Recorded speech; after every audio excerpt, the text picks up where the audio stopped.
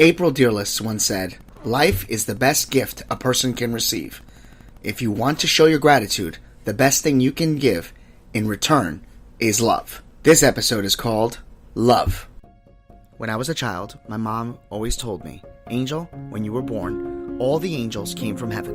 Do you know why? Because you're special."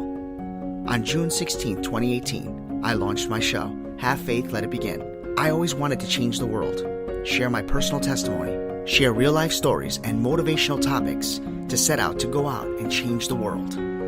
Join me each and every week, Monday through Friday at 6 a.m., because this is a show all about faith. My name is Angel, and welcome to Have Faith, Let It Begin. Hello everyone, and welcome to another episode of Have Faith, Let It Begin. My name is Angel. It has been an amazing weekend, and I hope that and trust that all of you continue to begin this Monday like any other Monday. But as we get closer to Christmas, we continue to spread the love, the joy, the happiness with each and every one of you. Today I'm happily recording from home, and I'm babysitting my daughter Ariel, so you'll be hearing her periodically throughout this episode, because we don't edit, and I always believe that hearing a baby cry, a baby's words, a baby's movements is just another gift from God. So you heard the title. The title is called Love. And one of the reasons why I wanted to touch base on this title is because I believe that love is the most essential quality that a person can give to another person. Love is something that we can give not only to ourselves, but we can share with the world. Often, especially during this time of year, I find that more people forget what love really is all about. They tend to expect things in return for their actions. Sometimes people tend to explore new obstacles, new surroundings, and they feel as if the only way they can spread that love is by doing it just because they expect more things in return. I have had the opportunity just recently to see people going through some hardship, going through difficulties in life. Change is inevitable. Change occurs. As we spoke about this last Friday, I explained to each and every one of you, actually it was it was on Thursday when I went live and we did an episode called Change. One of the things that we talked about was how change can be a good thing, and sometimes change can be a bad thing. Right now during the holiday season, there's a lot of people that are suffering with regret, with anger, with sadness, and some people right now are going through things where their families feel as if they're being ripped apart. One of the things that I've always instilled when I was going through my depression was never forget the love that I have for my family. Never forget the love and the compassion that I have that they had for me. And there's an expression that you have heard. It's called "never bite the hand that feeds you." We have talked about respecting your elders here in this show. We've talked about respecting your neighbor, respecting that enemy. One of the things that I want to talk about today, and why we're talking about love, is because as you all know, I became a father, and I just can't believe the amount of love that you can have for a child. But it's made me not only love myself more and my daughter, it's made me love my parents even more. And the reason being is now I see what they had gone through. Now I see what the struggles were like. And even though I'm less than a month away from celebrating 1 month old Ariel, I am grateful for the family and the friends I have. And there are people out there right now that have parents that are stepping forward and they're helping you. One of the things you have to remember is embrace the fact that they are helping you. Embrace the fact that they are there for you. There is no reason for you to have an attitude. There is no reason for you to lash out, at the people that are taking care of you. You have to control your angers. You have to control your environment.